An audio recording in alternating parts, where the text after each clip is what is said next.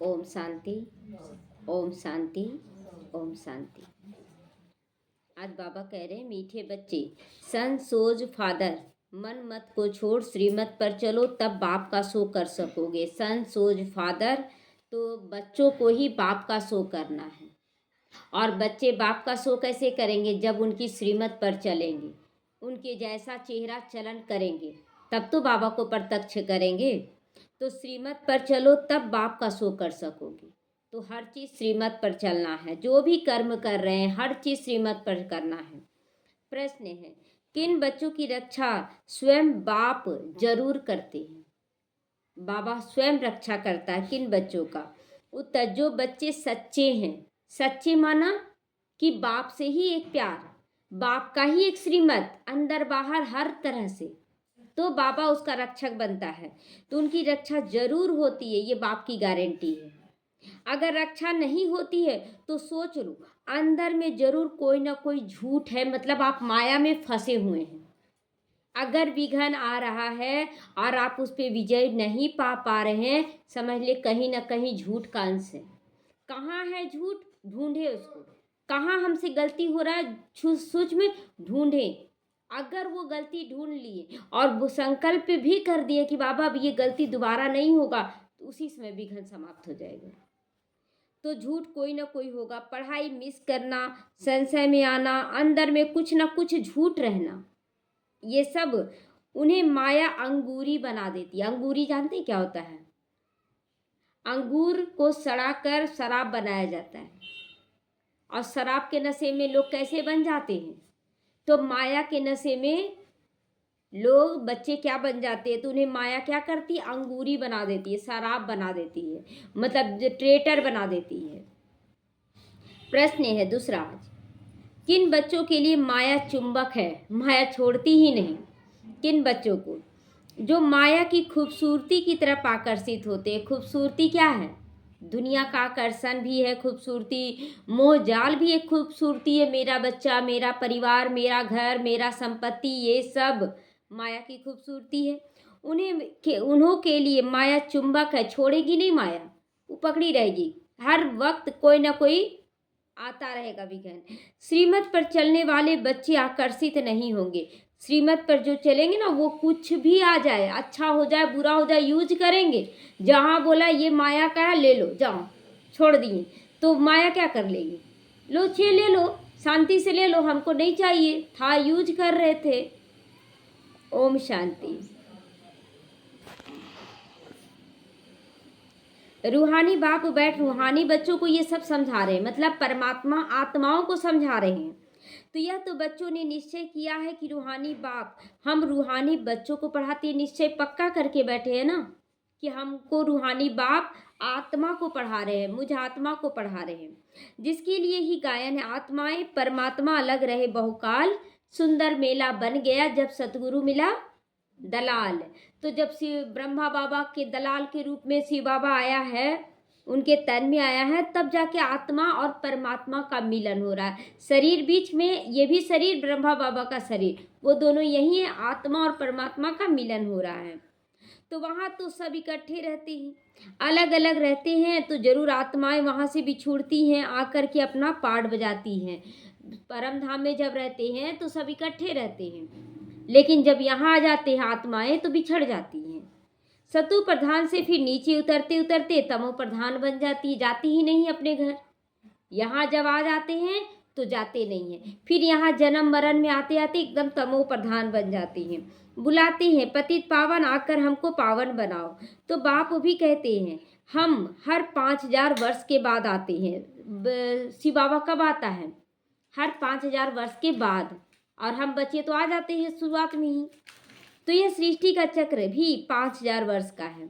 आगे तुम ये सब नहीं जानते थे, जानते थे हम लोग तो सोचते थे कि यही मर के ख़त्म हो जाना है, लेकिन ये नहीं जानते थे कि हम लोग हमेशा पाठ बजाएंगे। तो शिव बाबा समझाती हैं, जरूर कोई तन द्वारा समझाएंगे ना। अब शिव बाबा जब समझाएंगे तो कैसे समझाएंगे? वो तो निराकार ज्योतिर्बिंदु है, तो वो किसी की तन द्वारा समझाते हैं। ऊपर से कोई आवाज़ तो नहीं करेंगे ना, ऊपर से आवाज़ करेंगे किसको सुनाई देगा? नहीं देगा। और आकाशवाणी बोलते हैं, आकाशवाणी ये मुख है, ये आंखें हैं आकाशवाणी जो बेहद में है, तो इसी को कहा जाता है। कोई ऐसा ही आवाज नहीं होता है। शक्ति व प्रेरणा आदि की यहाँ बात नहीं हो रही है कि प्रेरणा से हम समझाएंगे, नहीं, सम्मुख आकर समझाता है शिव बाबा। तुम आत्मा शरीर में आकर वार्तालाप भी करती हो।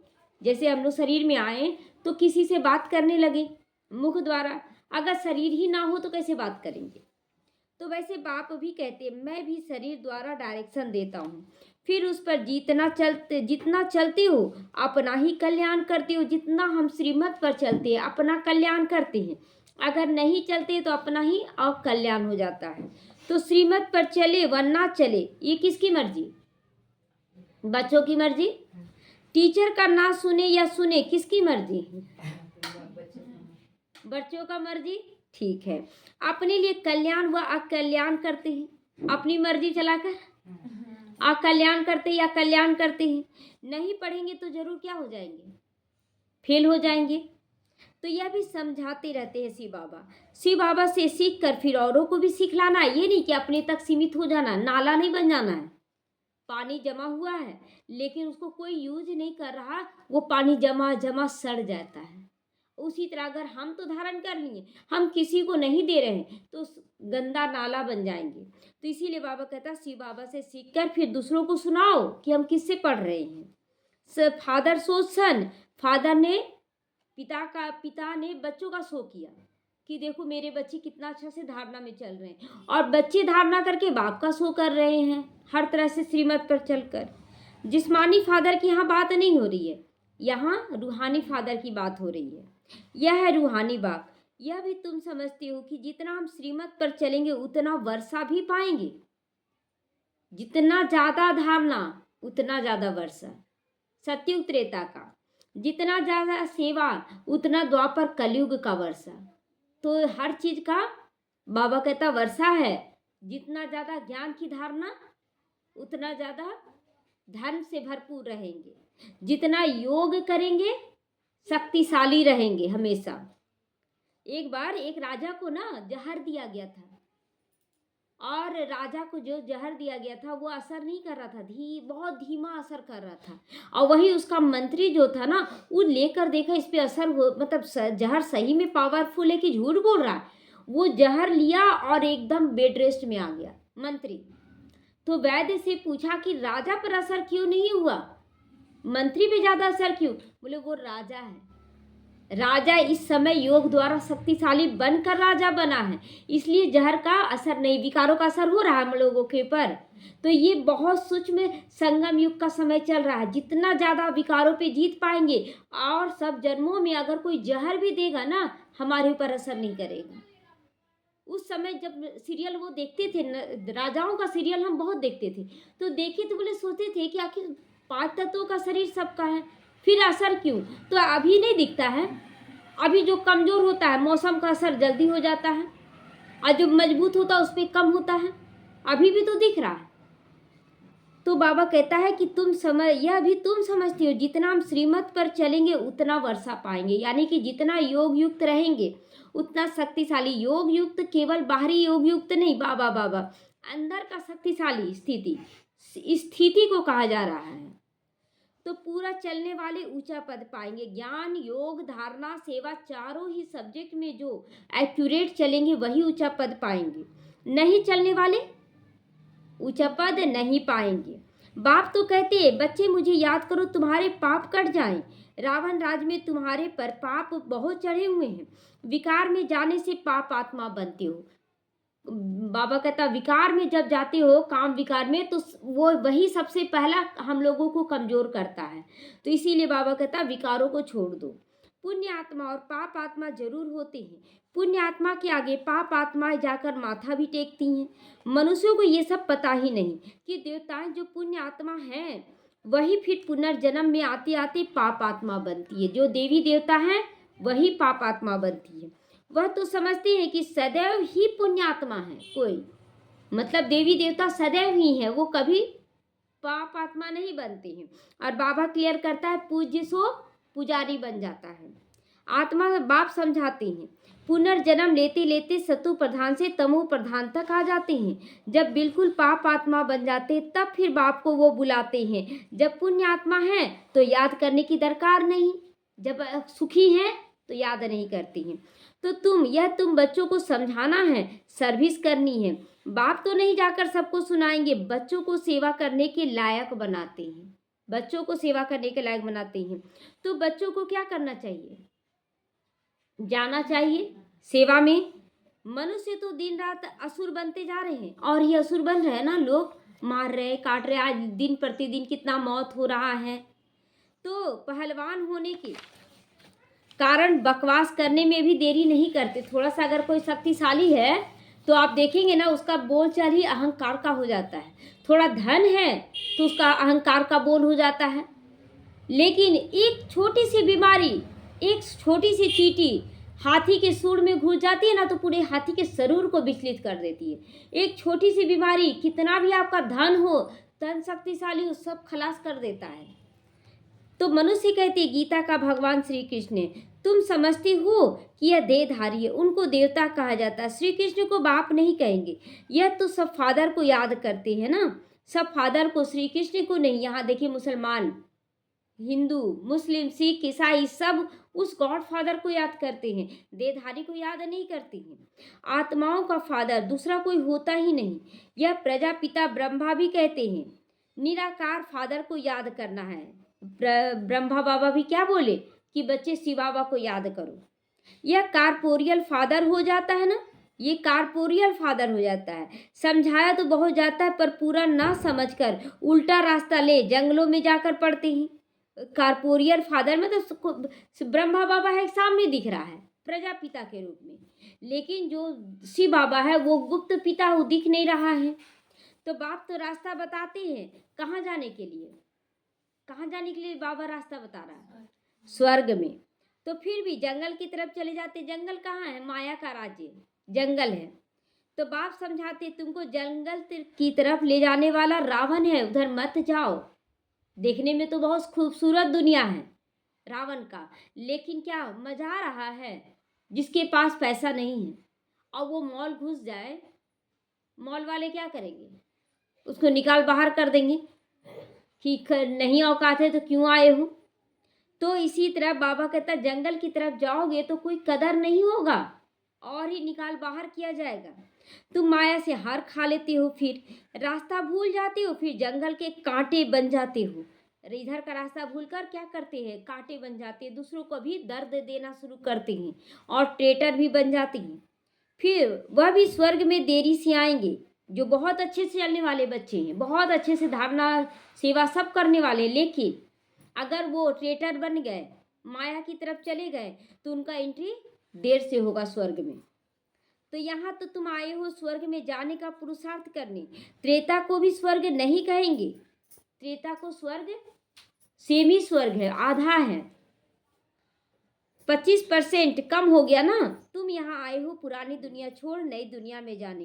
त्रेता को कोई नई दुनिया नहीं कहेंगे, वो तो 25% पुराना ही होगा ना।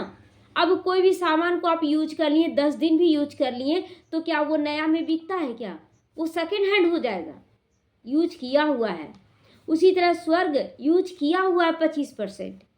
तो नापास वहाँ चले जाएंगे। यहाँ पर जो नापास होंगे वो कहाँ जाएंगे? त्रेता युग में जाएंगे। तो नापास होना है? नहीं होना है। तो क्योंकि रास्ता ठीक नहीं पकड़ते तो क्या हाल होगा? बाबा तो सही रास्ता बता रहा है, नीचे ऊपर होते रहते हैं। तुम महसूस करते हो जो याद होना चाहिए वह नहीं रहता, जो नहीं रहना चाहिए वो याद आता है। मतलब जो याद होना चाहिए, बाप की याद, बाप की श्रीमत, वो याद रहना चाहिए। अब याद क्या कर लेते बच्चे? वो ऐसा बोला था हमको 1 साल पहले, उसने ऐसे मेरे साथ लड़ाई किया था, यही सब याद रहता है। तो जो याद नहीं करना चाहिए वो याद आता है, जो याद करना चाहिए वो भूल जाते हैं। तो स्वर्गवासी जो बनते हैं उनको कहेंगे अच्छे पास। जो स्वर्गवासी बनते हैं उनको अच्छे पास कहा जाता है। त्रेता वाले को नापास गिनती में आएंगे वो, और लास्ट में सब पता पड़ेगा कि कौन नापास हो रहे हैं। तुम नरकवासी से स्वर्गवासी बनते हो, नहीं तो फिर नापास कहा जाएगा। उस पढ़ाई में तो दोबारा पढ़ लेते, जैसे कि हम मैट्रिक में फेल को हो जाते हैं, सप्लीमेंट्री देते हैं, कंपार्टमेंटल देते हैं, लेकिन यहाँ पर है वैसा? यहाँ पर फेल हो जाने के बाद है कि आपको फिर से एग्ज़ाम दिलाया जाएगा? नहीं। इसमें दोबारा वर्ष पढ़ने की बात ही नहीं है, यहाँ नहीं है। इसलिए जो करना अभी कर ले। जन्म जन्मांतर कल्प कल्पांतर फिर वही इम्तिहान पास करते हैं जो कल्प पहले किया होगा। इस ड्रामा के राज को अच्छी तरह से समझना चाहिए। अब ये बोल दे कि कल्प पहले अगर फेल हुए होंगे तो फेल हो जाएंगे। हम नहीं जानते हैं कि कल्प पहले क्या हुआ था बाबा। इस बार हमको पास होना है। अगर ये लक्ष्य हम ले लिए तो पास होना ही होना है। तो कई समझते हम चल नहीं सकती हैं, बूढ़ा है तो उनको हाथ से पकड़ कर चलाओ तो चलेंगे, नहीं तो गिर पड़ेंगे। परंतु तकदीर में नहीं है तो कितना भी जोर देते फूल बनाने का, परंतु फिर भी नहीं बढ़ते, फिर भी नहीं बनते। मतलब बहुत बच्चों को कितना भी आप समझाओ कि आप ऐसे नहीं करो, आप ऐसे चलो, लेकिन वो समझते कि हम बहुत अच्छा कर रहे हैं और अपने घर अहंकार में रहते हैं और फिर फेल हो जाते हैं। तो आक भी फूल है ना, आक का फूल और गुलाब के फूल में क्या अंतर है जानते हैं? आक का फूल बस गंदगी में खिलेगा, वो गंदगी में खिलेगा, यानी कि जो यहाँ पर बनने वाले आक का फूल वो रिगार्ड नहीं देंगे अच्छों का, वो फिर बुराई के पास जाकर एक दो का शिकायत करेंगे, ये ऐसा वो ऐसा ये सब करते रहेंगे और उसी में फंस जाएंगे, गंदगी में जाएंगे वो। और जो गुलाब का फूल रहेगा वो हमेशा कांटों के बीच रहते भी अच्छा संग करेंगे। जो हमसे ऊंचे हैं चलो उनका संग करें, उनसे बातचीत करेंगे, चाहे वो डांटे चाहे जो करे, लेकिन हमको संग करना है। तो कांटों के बीच रहते भी वो गुलाब बनकर रहेंगे। तो यह कांटे भी तो चुभते हैं ना। बाप कितना समझाते हैं। कल तुम जिस शिव की पूजा करते थे देखो वो आज तुमको पढ़ा रहे हैं सामने। कल जिनकी पूजा करते थे वो आज हमें पढ़ा रहे। कितना ऊंचा हमारा भाग्य है। तो हर बात के लिए पुरुषार्थ करने के लिए जोर दिया जाता है। देखा जाता माया अच्छे अच्छे फूलों को भी गिरा देती है। खिला हुआ फूल है और माया क्या करती, एकदम गिरा देती है नीचे। लेकिन पंखुड़ी गिर जाए बीज ना गिरे। बीज गिरता है नहीं, तो हमें बीज बन जाना, पंखुड़ी हट जाए, बीज गुलाब का पौधा तैयार कर लेगा। तो हट गुट टूट जाती है ना, जिसको फिर टेटर भी कहा जाता है। जो बच्चे यहाँ से गिरते हैं बाबा के बच्चे बनकर, सब कुछ करके माया के बनते हैं, वो हर तरह से खत्म हो जाते हैं। मतलब उनका ज्ञान योग धारणा सेवा सब खत्म, बल्कि और ही ट्रेटर बन जाते हैं। तो उसी के लिए बाबा कहता है हट गुड सब टूट जाता है। जो एक राजधानी छोड़ दूसरे में चला जाता है उसको ट्रेटर कहा जाता है। और वैसे बच्चों का पाठ क्या है जानते हैं? देखिए, राजा जब द्वापर के बाद राजा हुआ तो एक राजा का जो भी विश्वास पात्र रहता था राजा, वो दूसरी तरफ राजा में मिल जाता था। वो क्या करता था, उसको यूज करके उस राज्य पर अधिकार कर लेता था। उसके बाद उसको भी जेल में डाल देता था जो आया था। क्यों? बोले जब तुम अपने राजा का विश्वासी नहीं हुए तो मेरा क्या बनोगे? तो न इधर का रहा न उधर का रहा। तो इसी को बाबा कहता सावधान बच्चे, ऐसा नहीं करना है। तो बाप भी कहते यहाँ भी तो हो रहा ना, यहाँ भी हो रहा है। इसलिए बाप कहते मेरा बनकर माया के बन जाते हैं तो उनको भी ट्रेटर कहा जाता है। ये सब माया का चक्रव्यूह है। हम बोलते हैं ना अरे यहाँ करें चाहे वहाँ करें, नहीं, हम लोगों को लेकर चलना है। बाबा का श्रीमत क्या कहता है उसके अनुसार लेकर चलना हमको सबको। उनकी चलन ही ऐसी हो जाती है। अब माँ बाप माया से छुड़ाने आए हैं। बच्चे कहते हैं माया बड़ी दुस्तर है। माया इतनी बड़ी दुस्तर है कि हमें हिला दे, है दुस्तर वो। लेकिन जहाँ आप बोल देंगे ना बाबा तुम खड़े हो जाओ तो ये तो तुम्हारा बच्चा है, तो वहाँ शांत हो जाती है माया। लेकिन माया याद ही करने नहीं देगी उस समय, इतना उलझा देगी ना कि बाबा को याद करने ही नहीं देती है। तो अपनी तरफ बहुत खींच लेती है। माया जैसे क्या आज बन गई है, चुंबक बन गई है ना, एकदम चिपका लेती है। तो इस समय चुंबक का रूप धरती है। धरती है, कितनी खूबसूरत दुनिया बढ़ गई है। तो आगे यह बाइस्कोप आदि थोड़े ही थे। बाबा कहता दुनिया कितनी खूबसूरत हो गई है, आज देख रहे हैं शादी ब्याह कैसा कैसा बनाया जा रहा है, और मोबाइल के द्वारा क्या किया जा रहा है, चारों तरफ का दिखा दिया जा रहा है कि ऐसे हो रहा है ऐसे। तो बाइस्कोप आदि सब थोड़ा ही था, इतना ज़्यादा था पहले, बस अपने तक लोग सीमित थे। यह सब 100 वर्ष में निकले हैं। बाबा तो अनुभवी है ना, बाबा तो सब कुछ जान रहा है। तो बच्चों को इस ड्रामा के गुह्य राज को अच्छी रीति समझना चाहिए। तो समझा जाता है अब स्वर्ग और जल्दी होना है, अब स्वर्ग और जल्दी होना है। कैसे समझ में आ रहा है कि जो दुनिया बदल रही है ना, तो अभी जो कलयुगी लोग हैं उन लोगों के लिए अभी स्वर्ग दिखाया जा रहा है, और हम लोगों को ये दिखाया जा रहा है देखो अभी का स्वर्ग इतना सुंदर है, तो सोचो वहाँ का स्वर्ग कितना सुंदर होगा। इसलिए यहाँ के आकर्षणों में नहीं जाना कि ये सुंदर दुनिया है, इसका पद्मा गुना वहाँ सुंदर होगा। तो साइंस भी बहुत काम आती है, यह सब सिखाया जा रहा है। यह सब बहुत सुख देने वाले भी हैं, बहुत सुख देने, इसलिए इसको इसका निंदा नहीं करना है कि देखो इन लोग कैसे, आखिर इन लोग के लिए भी तो स्वर्ग होना चाहिए ना। तो वह सुख स्थायी हो जाए उसके लिए इस पुरानी दुनिया का विनाश होना है। तो ये तो दुनिया का विनाश हो जाएगा, ये तो अल्पकाल का है, लेकिन जो हम लोगों को सुख मिलेगा वो दीर्घ काल के लिए होगा। तो सत्युग के सुख है ही भारत के भाग्य में, भारत के भाग्य में है सत्युग का सुख। वह आते ही है बाद में, जब भक्ति मार्ग शुरू होता है, जब भारतवासी गिरते तब दूसरे धर्म वाले आते हैं। भारत गिरते गिरते एकदम पट पर आ गया, आज कितना भिखारी बन गया ना, एकदम द्वार पर खड़ा है। फिर चढ़ना है, जमीन पर आ चुका है एकदम। तो बाबा कहता अब चढ़ना है ऊपर। यहाँ भी चढ़ते हैं फिर गिरते हैं, संगम युग में कितना गिरते हैं बात मत पूछो। बच्चे चलते चलते अचानक गिर जाते हैं, मतलब माया गिरा देती है। कोई तो मानते ही नहीं बाबा हमको पढ़ाते हैं, फिर ऐसा गिरते हैं ना कि वो मानते ही नहीं कि बाबा हमको बचाने के लिए आए, बोलता बाबा ही गिरा दिया है, बाबा ही गिरा दिया है। अच्छे अच्छे सर्विसिबल बच्चे जिनकी महिमा बाप करते हैं वह भी माया के चंबे में आ जाते हैं। ऐसा होने पर माया के चंबे में देखिए आपका जो कर्म भोग है उसका मूल आपको चुकतू करना पड़ेगा।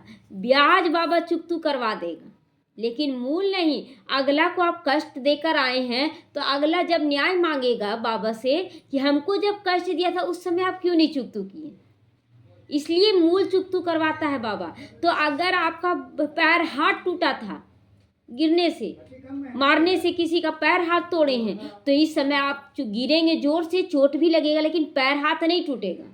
ये है उसका चमत्कार कि कम से कम चोट जरूर लगेगा लेकिन मूल तो जाएगा, दर्द का फीलिंग तो आएगा। तो इसीलिए माया क्या करती है, फिर एकदम गिरा देती है। आगे चल तुम बच्चों को ये सब मालूम पड़ता जाएगा।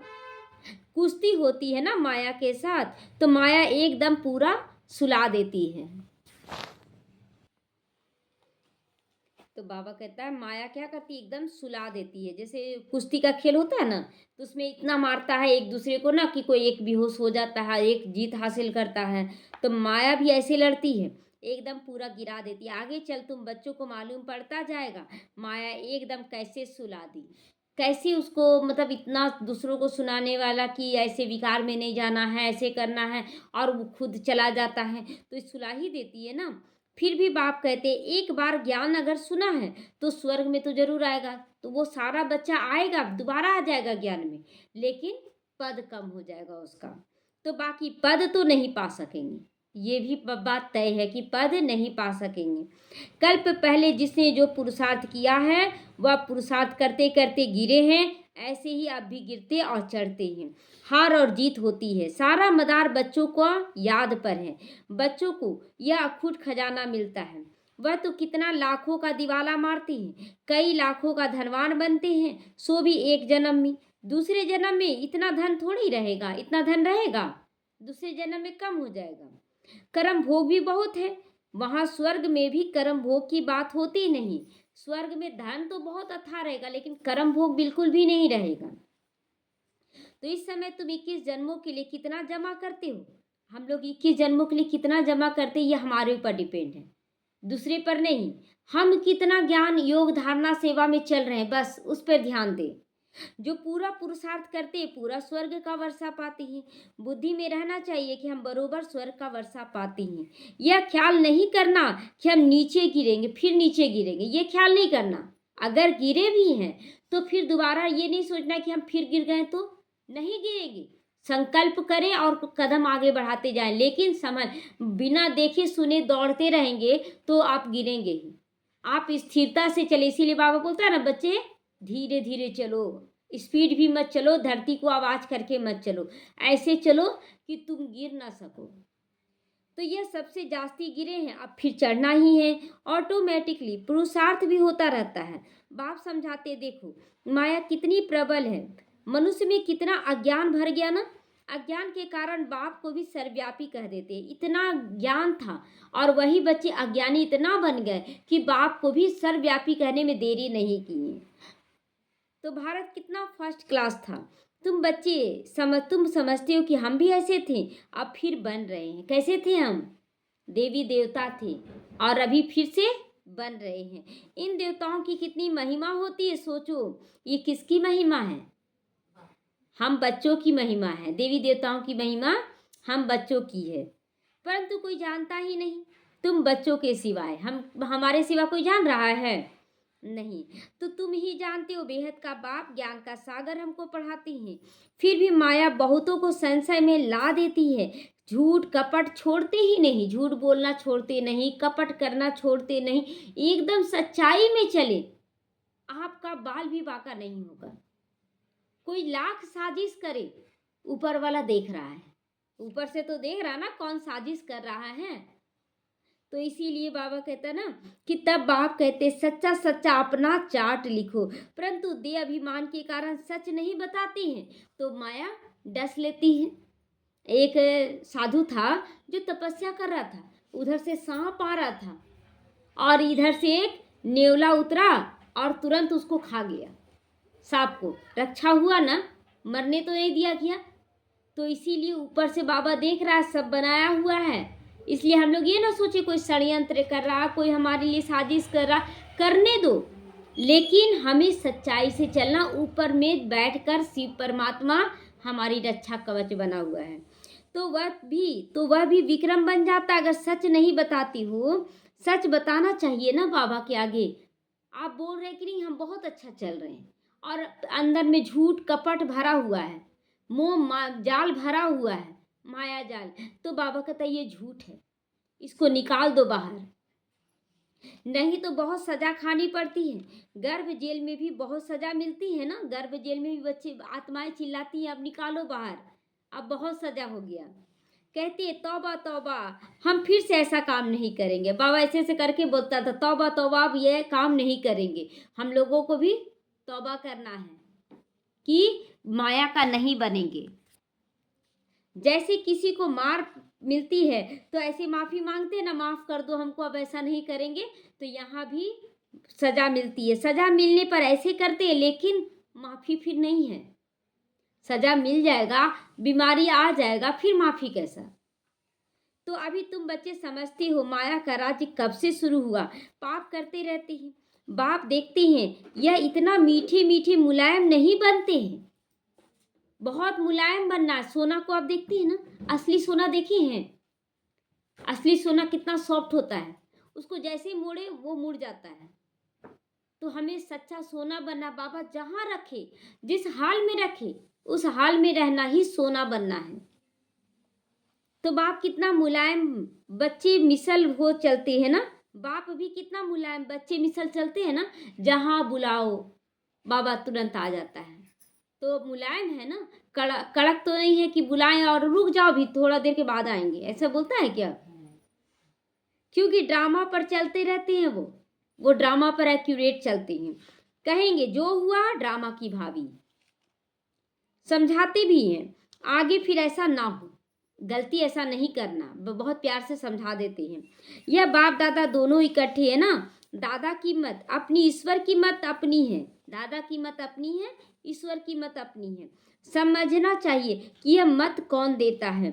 यह भी बाप तो है ना, ब्रह्मा बाबा भी बाप है। बाप की तो माननी चाहिए, बड़ा तो बड़ा बाबा है ना, बाबा तो बड़ा बाबा है ना। इसीलिए बाबा कहते ऐसे ही समझो कि शिव बाबा ही समझाते हैं। ब्रह्मा बाबा भी अगर समझा रहे हैं तो समझो शिव बाबा समझा रहे हैं। नहीं समझेंगे पद भी नहीं पाएंगे। ड्रामा की प्लान अनुसार बाप भी हैं, दादा भी हैं। बाप की श्रीमत मिलती है। माया ऐसी है जो महावीर पहलवानों से भी कोई ना कोई उल्टा काम करा देती है। अभी लगातार ये मुरली चल रहा है।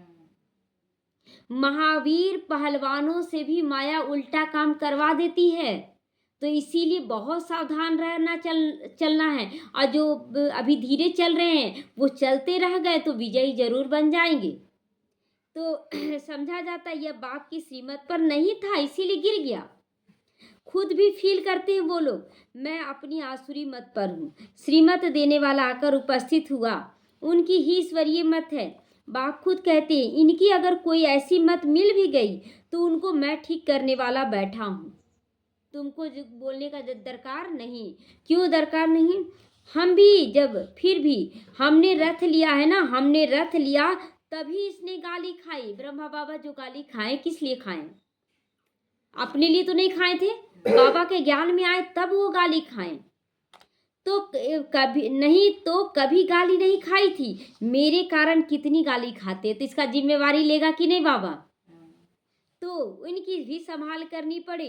बाप रक्षा जरूर करते हैं ना बाबा रक्षा। बहुत बार ऐसा हम लोग भी फील किए हैं कि रक्षा किया बाबा, बहुत बड़ा विघन और दूर से ही भाग गया। तो जैसे बच्चों की भी रक्षा बाप करते हैं ना बाबा। हर वक्त रक्षा, कभी अहित होने नहीं दिया बाबा आज तक। लोग कितना सोचे अब खत्म हो जाएगा, लेकिन अगर बाप के लिए आप गाली खा रहे हैं तो उसका जिम्मेवार बाप हो जाता है। इसलिए गाली खाने में अच्छा है कि बुरा है? अच्छा है ना। तो गाली खाने में कभी भी अपनी निंदा ना समझे। अगर बाप के लिए गाली खा रहे, अपने लिए गाली खा रहे तो नहीं। अब अपनी धन संपत्ति के लिए लड़ाई कर रहे हैं और उसके लिए आप गाली खा रहे, उसका वैल्यू नहीं है। आप बाप की सेवा करें, उसके लिए आप गाली खा रहे हैं, तब उसकी परवाह बाबा करेगा। तो बाप रक्षा करते हैं ना। तो जितना सच्चाई पर चलते उतना रक्षा होती है। जितना आप सच्चाई पे चलेंगे उतना रक्षा होती है। झूठे की रक्षा नहीं होती है। झूठे की रक्षा नहीं होती, उनकी फिर क्या होती है? सजा होती है। अगर झूठ है, अंदर में माया है, तो रक्षा नहीं होगा, सजा कायम हो जाती है। और फिर बोलते सब कुछ तो कर रहे हैं बाबा के। बच्चों का यही बोल है, क्षमा याचना हम बहुत कर रहे हैं, बाबा को याद बहुत कर रहे। आप बाबा की श्रीमत पर नहीं चल रहे हैं। हाँ, विकारों में जा रहे हैं और फिर बोलते हैं कि हम सब कुछ ठीक कर रहे हैं, सब कुछ ठीक कर रहे हैं। तो ये कैसा है? जब आप खाना गलत सलत खा रहे हैं और उसके बाद आप अगरबत्ती दिखाइएगा तो सही है? सही है? जिस दिन आप नॉनवेज खाइएगा उस दिन बोलिएगा आज पूजा नहीं करेंगे ना, आज खाए हैं। बड़ा नशे से बोलते हैं, आज तो हम नॉनवेज खाए हैं, पूजा नहीं कर सकते हैं ना। आज उस समय हम लोगों का भी ये नशा रहता था। आज बाबा छुड़ा दिया ना, तो इसलिए हम लोग भी बोल रहे हैं। लेकिन छोड़े ना, आप लोग भी छोड़ सकते हैं। तो माया एकदम नाक से पकड़कर खत्म कर देती है। बच्चे खुद फील करते, माया खा लेती है तो फिर पढ़ाई छोड़ देते हैं। बाप कहते पढ़ाई जरूर पढ़ो। अच्छा, कहाँ किसी का दोष है? कहाँ किसका दोष है? इसमें जैसा जो करेगा सो भविष्य में पाएगा। अगर कोई आपको गाली दे रहा है तो छोड़ दो उसको, जो जैसा कर रहा है उसको उसका सजा मिलेगा। क्योंकि अभी दुनिया बदल रही है। माया ऐसे अंगूरी बना देती है जो वह खुद खुशी नहीं रहती और फिर चिल्लाते हैं बाबा पता नहीं क्या होता है। अंगूरी बना देती है ना, सड़ा देती है, अंगूर से सड़ा हुआ अंगूर बना देती है, उसी से शराब बनता है ना। युद्ध के मैदान में बहुत खबरदार रहते हैं कि कहाँ कोई अंगूरी ना मार दे। फिर भी जास्ती ताकत वाले होते हैं तो दूसरों को गिरा ही देते हैं। अगर माया शक्तिशाली है तो माया बच्चों को गिरा देगी, और बच्चे अगर शक्तिशाली है तो माया शांत हो जाएगी। तो हमें माया जीत बनना है। फिर दूसरे दिन पर रखते हैं। तो यह माया की लड़ाई तो अंत तक चलती रहती है, नीचे ऊपर होते रहते हैं। कई बच्चे सच नहीं बताते, इसीलिए नीचे ऊपर होते रहते हैं। नहीं तो अगर एक रात चल रहे हैं ना तो एक सार में बाबा चुकतू करवा देता है, सारा कुछ चुकतू करवा देगा। उसके बाद जो दिन आएगा वो विघन का नहीं रहेगा, वो विघन का नहीं रहता। आएगा विघन, लेकिन एकदम लगेगा जैसे मक्खन से बाल निकलने के बराबर रहेगा। तो इज्जत का बहुत डर रहता है ना, पता नहीं बाबा क्या कहेंगे, इसलिए बताते भी नहीं कि हमसे गलती हो गया। जब तक सच बताया नहीं तब तक आगे चल ना सके, अटके रहेंगे, अंदर में खटकता रहता है। फिर वृद्धि भी हो जाती है, माया की वृद्धि भी हो जाती है। मतलब अंदर में अगर आपका क्रोध है तो क्रोध बढ़ेगा ना, वृद्धि हो जाएगा। आप ही सच कभी नहीं बताएंगे। कहाँ दो हैं तो समझते हैं, यह तो उस बाबा को सुनाएंगे तो चलो हम भी सुना देते हैं। मतलब ताकत मिल जाता है कि ये सच सच बताने जा रहा तो चलो हम भी सुना दें। अकेले में सोचते हैं कि मेरा इज्जत चला जाएगा। माया बड़ी दुस्तर है, समझा जाता उनकी तकदीर में इतना ऊंचा पद नहीं है तो सर्जन से छिपाते। मतलब अगर किसी को देखकर भी आप सुनाने गए तो अहो सौभाग्य है, लेकिन उस आत्मा के पीछे का स्थान लेंगे आप। तो छिपाने से बीमारी छूटेगी नहीं, इसलिए बीमारी खुलकर बताना है। जितना छिपाएंगे उतना गिरते जाएंगे। भूत तो अभी सब में है। जब तक कर्मातीत अवस्था नहीं बनी है तब तक क्रिमिनल आई भी छोड़ती नहीं है। सबसे बड़ा दुश्मन है काम विकार। कई गिर पड़ते इस काम विकार में। चेहरा देखें, सुंदरता देखें, किसी का गुण देखें, मेरी पत्नी है, मेरा बच्चा है, गिर पड़ते हैं विकार में। तो बाबा तो बार बार ये समझाते, बच्चे सिवाय बाबा शिव बाबा के कोई देहधारी को भी याद नहीं करना। दिन भर देखिए बहुत बच्चे हैं कि बोलते टाइम नहीं है बात करने का, और वो क्या करेंगे, मोह माया में आकर पत्नी से दिन रात बात कर रहे हैं। एक भाई था ना, वो उसको कैंसर था तो उनको यहाँ से ज्ञान दिया गया और ज्ञान में बहुत अच्छे से चले। उनका रिकवर होने लगा, कैंसर बहुत ठीक हो गए, बोले आज अब ठीक हो रहे हैं। तो उनको जब धारणा पता चला, वहाँ उनका सगाई हो चुका था और उसके बाद कैंसर ये हॉस्पिटलाइज्ड थे। तो जब उनको पता चला कि भाई जी आप समर्पण कीजिए ज़िंदगी को, बहुत सुंदर लगेगा फिर ज़िंदगी, तो उस दिन से सुनना ही बंद कर दिए मुरली। शादी करना है ना, सुनना है। कुछ दिन के बाद पता चलता वो शरीर छोड़ दिए। अच्छा शादी हो गया, नहीं समझते हैं बच्चे ये, इस बात को समझते ही नहीं इस बात को। कई तो ऐसे पक्के हैं जो कभी किसी की याद भी नहीं आएगी। बहुत ऐसे पक्के बच्चे भी हैं कि सबके साथ रहते भी याद नहीं करेंगे। बच्चे हैं, परिवार हैं, वो हैं, कुछ याद नहीं आएगा। है तो है, बाबा की गोद में है, बाबा जाने कैसे करेगा। मेरे पास आएंगे, हम जिम्मेवारी निभा देंगे। मधुबन जाते हैं तो कितना ख्याल रखा जाता है, ये खाना बनाओ, ये बहुत सारा आइटम मिलता है। उसके बाद हम लोग आते हैं तो क्या उन लोग सोचेंगे कि इन लोग चले गए, न्यारे प्यारे। तो पतिव्रता स्त्री होती है ना, उसकी कुबुद्धि नहीं होती। आजकल तो किसी का सुबुद्धि नहीं है। आजकल रास्ते में चलते देखो न, उसका पति कितना अच्छा है, उसकी पत्नी कितनी सुंदर, यही चर्चा होते रहता है। अरे इसके तो अंदर में 1000 अवगुण है। अपने पति का पतिव्रता है आज के डेट में, तो इसीलिए बाबा कहता है पतियों को भी छोड़, अब पतियों का पति शिव बाबा को पकड़ लो। अच्छा, मीठे मीठे सीखी लदे बच्चों प्रति माता पिता बाप दादा का याद प्यार और गुड मॉर्निंग। रूहानी बाप की रूहानी बच्चों को नमस्ते। हम रूहानी बच्चों की रूहानी माता पिता बाप दादा का याद प्यार, गुड मॉर्निंग और नमस्ते नमस्ते। शुक्रिया बाबा, शुक्रिया। धारणा के लिए मुख्य सार है, हमें पढ़ाने वाला स्वयं ज्ञान का सागर बेहद का बाप है। इसमें कभी भी संशय नहीं लाना है कि देहधारी कोई पढ़ा रहा है। अगर बिना मुरली देखे सोचे हम पढ़ पाएंगे, नहीं ना पढ़ पाएंगे। तो झूठ कपट छोड़ो, अपना सच्चा सच्चा चार्ट रखो कि दिन भर में तुम क्या करते हो। दे अभिमान में आकर कभी ट्रेटर नहीं बनना है। ट्रेटर बन जाते, नहीं नहीं हम तो बाबा को याद करते हैं और दिन भर लगे हैं पत्नी से बात करने में दिन भर, है ना। तो ये कैसा, तो ये गलत कर रहे हैं। ड्रामा को बुद्धि में रखकर बाप समान बहुत बहुत मीठा मुलायम नम्र बनकर रहना है। अपना अहंकार नहीं दिखाना, अपनी मत छोड़ एक बाप की श्रेष्ठ मत पर चलना है।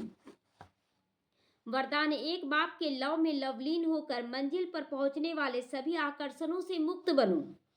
बाप दादा बच्चों को अपनी स्नेह और सहयोग की गोदी में बिठाकर मंजिल पर ले जा रहे। कहाँ बैठाकर? स्नेह और सहयोग की गोद में बैठाकर ले जा रहे हैं। तो यह मार्ग मेहनत का नहीं है, लेकिन जब हाईवे के बजाय गलियों में चले जाते हो तो मंजिल के निशाने से और आगे बढ़ जाते हो। तो लौटने की फिर मेहनत करनी पड़ती है, फिर लौटने की मेहनत करती है। अगर आप घर यहाँ है, आप नहीं देखें और आगे बढ़ गए, फिर लौटने की मेहनत करना पड़ता है। तो मेहनत से बचने का साधन है, एक की मोहब्बत में रहो, दूसरे देहधारियों के पीछे मत भागो।